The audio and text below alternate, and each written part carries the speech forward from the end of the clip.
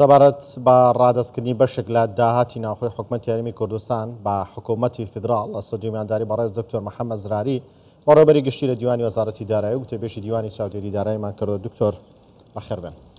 زۆر سپاس. دکتۆر بەخێرهاتن. دکتۆر، ئەم ڕادەستکردنی داهاتە تەنها باج و گومرگ ئەگرێتەوە یان دواتر داهاتەکانی دیکە شەگرێتەوە چۆنە؟ بەڵێ بووراگەر بەس ئەوەی ڕاستکەمەوە بەڵێ بەڕێوەبەری گشتی لە دیوانی چاودێری دارایی نەک وەزارەتی دارایی باوەڕە و دوو شوێنی جیاوازین بێگومان دای لێ برنە. بەڵێ سپاس بەڕێزی برایم. سەبارەت بە پرسیارەکەت خۆی لە هەردوو قانونی ئیدارەی مالی ژمارە 6 ساڵی 2019 لە مادەی 29 و هەروەها قانونی موازنە ساڵی 2023 لە مادەی 21 فەقەرەی دووەم لە هەردووچی باس لەوە دەکاکەوە داهاتی ناوخۆی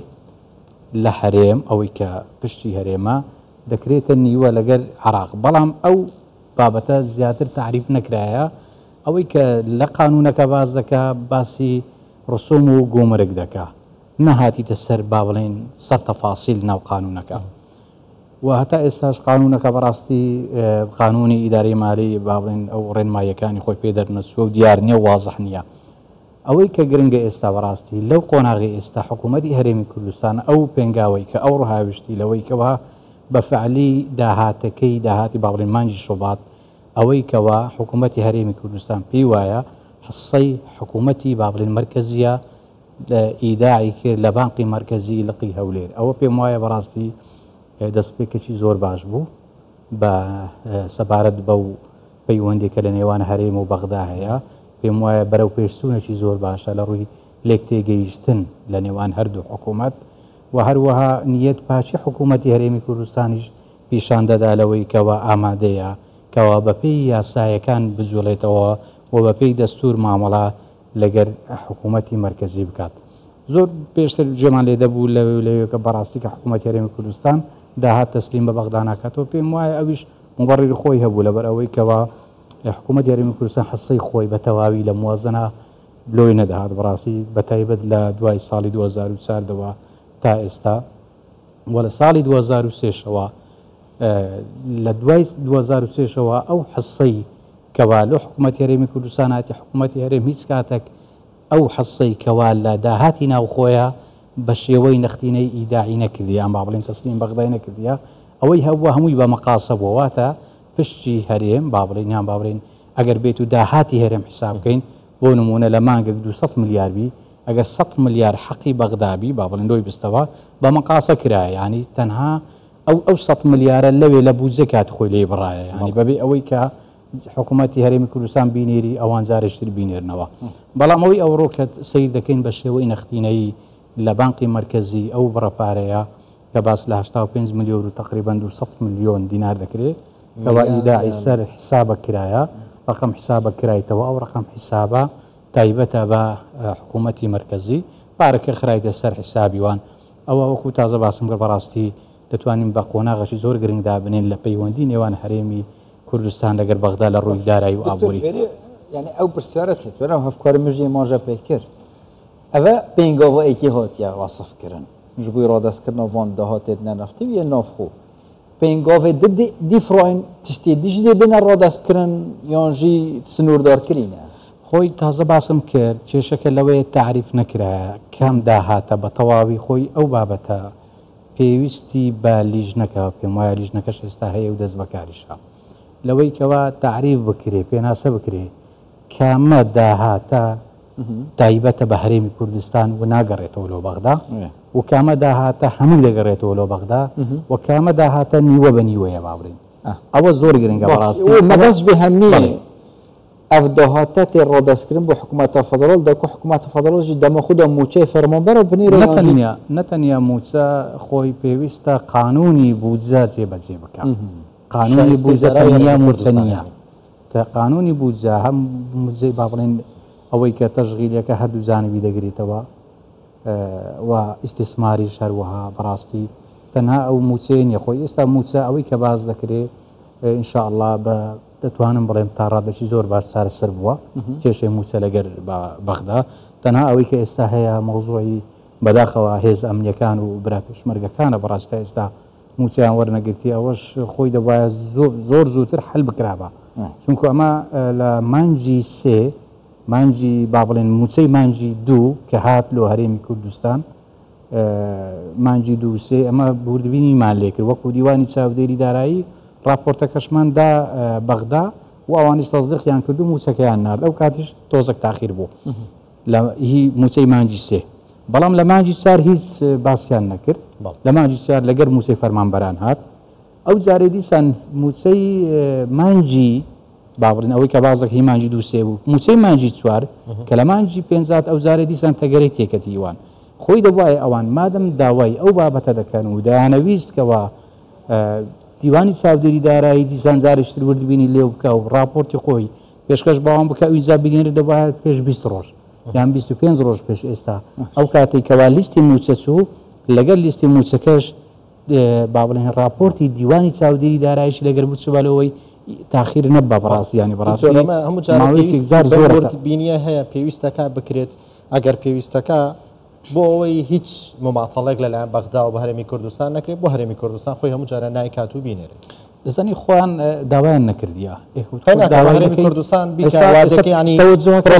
قورسە تەوەجوهەکە وایە لە مەودوا بەڕاستی ئێمە پێشنیارمان کرد لای خۆمان لەگەر خۆمانانی بەڕاستی لەگەر حکوومەت ئەو تەنسیقە دەکەین ینی احتیماری زۆرە ئەو جارێکەوە موچە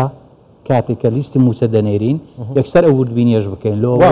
بەڵێ ئەو وردبینیەش بکەین لۆ ئەوەی ئەو بەهانەیەش نمونێت جارێکی تر پێی تاخیر بەڵام ئێمە بەڕاستی ئەگەر ئەمرێک نەبی با بڵێن لەلایەن ئەنجومەنی وەزیران یان لەلایەن با بڵێن ئەنجومەنی وەزیرانی حکوومەتی اتحادی کە دیوانی چاودێری دارایی هەردوو لا تەکلیف بکا بەوەی کە وردبینی بکەین بەڕاستیمە لە خۆمانەوە نایکەین بەڵام پێم وایە ئەو جارەی پێویستەکەوە تەنسیقەک هەبی لەو بابەتە حکوومەتی هەرێم بەڕاستی خۆی داوا بکەکەوە لەگەر ناردنی هەر لیستەکە و زاری وردبینی لە بابەتە بکرێ خۆی لێران وردبینەکە لۆ چیانی ئەوەی کە دیوانی چاودێری دارایی دەیکا لۆ موچەی هێزە ئەمنیەکان و پێشمەرگەکان بە بیانوی ئەوەی کەەوە ئەو لیستەکە دەڕوا هەمووی کۆدا ئەمە دەچین تەکید دەکەین بە فعلی با بڵین ئایا ڕاستی دروستی ئەو لیستانە چۆنا و بە تەقریرێک پێشەشی دەکەین و چم لە حەزاتی خۆشمان هەبی لەسەر تەقریرەکەی دەینووسین و تەسلیم بە هەردوو لە زیاد دەکەین دکتۆر گەلە جارە ناوە پرۆژین هەو سادە تایبەتی ژالیە دادگەهەوە فدرالڤە و گەلە جارەژی حتا پڕێکە حکوومەتێژیڤە بۆمبین و شارتیە نیاسایی تێداهانە مەسەلەن بۆ نمونە چ پشت ڕاستێک بۆ حکوومەتە هەرێما کوردستانی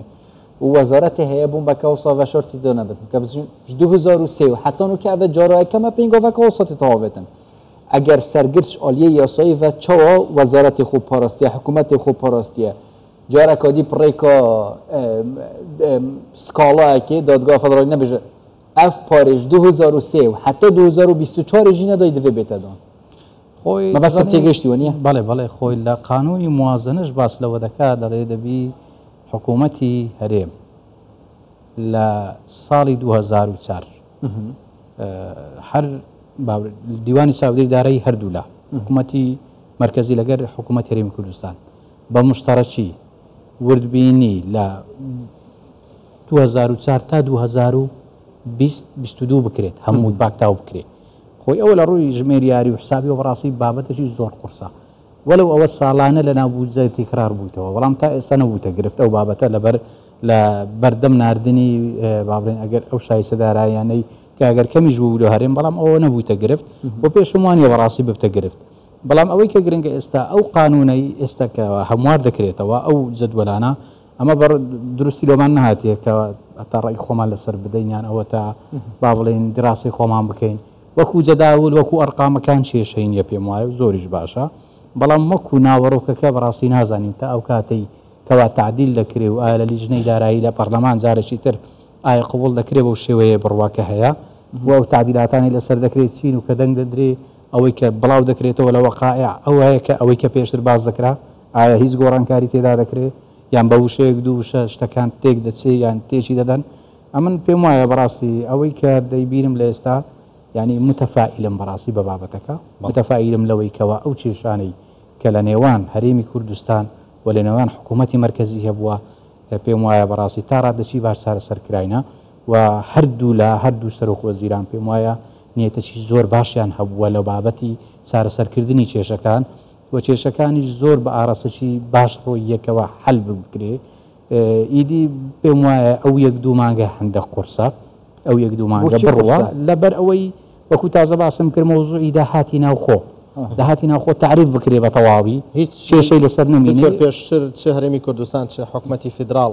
هیچ تعریفە هیچ یاسایەکیان هەبە بۆ داهاتی ناوخۆی هەرێمی کوردستان چۆن بنێردرێیان چۆن نەنێردرێت هیچی هەیە چیوان نییە بەڕاستی وەکو باسم کە تازە بەس قانونەکە نەسی قانونەیە کە دەرێتە ئۆل مثلا حصة 150 من إيرادات المحلية لو بابرين أو همو محافظة كانوا لو بابرين بما فيها إقليم كردستان لبك باز ذكاء ألوين در أما تنها أوندي يعني اشتكى بس وكو سردير باسي كرديا بلا ما كنا وركنا هاتي تفسيري بكا تفسيري بابتك كامدا هات وكو تازه باسم كرد صرف لو حكومتي هريما وشكو براسي أو بابته توزق ديوي يعني كاتشي ديوي لبروي اسم بابتي تمويل ذاتيش لغوري تمويل ذاتي أو تمويل بابرين أو وزارة ثانية بابرين أو دوائراني كوا خويان تمويل دكن يعني شكو براسي أو بابته تمويل ذاتي وتمويل مركزي جوازه التمويل ذاتي كان أوقاتي ليدر دهيندريد يعني إرادات كان يعني ولا دندري أو إرادات أنا دبتو مصروف له همان دائرة دير براسي وكو بزاز باسم كر يعني ديوي يعني كاتي ديوي براسي بلام أويك جرينجا نيت هيلو تابون هنگاون درايا لجان بيك هاتيا وكوبنوي زوري لسر كرا لسر بابتا كان وليكتي جيشني شي تواو هي لسر أوي كوا أو شيشانا سار سر بكرتي بازور بكرتي والله ما بيتو سباستكم كاڵێ داهاتی ناوخۆمە بەستی داهاتی نانەوتیە یان داهاتی ئەوە جیاوازن لە یەکترەوە بەڵێ بڵێ داهاتە نانەوتیەکان داهاتی نانەوتی بڵێ گەشتبینیەکە باش پێ دەبی و ئینشاءالله ئەو قەلەقیە هەیە ڕەنگە هەر لەو مانگە و مانگیدا ئینشاءالله کۆتایی پێ من وای دەبینم بەڕاستی ئەگەر گرفتی دیومان لەو دروست نەکات دکتۆر ئەم بۆ دینیت بژن مەیە خۆڵ سۆڵی گرتی دەخۆل مەهێژی گری ئینشاءالله بەڕێز دکتۆر محەممەد زراری بەڕێوەبەری گشتی لە دیوانی وەزارەتی دارایی و گوتە پێشی دیوانی چاودێری دارایی دیوانی چاودێری دارایی بەخێر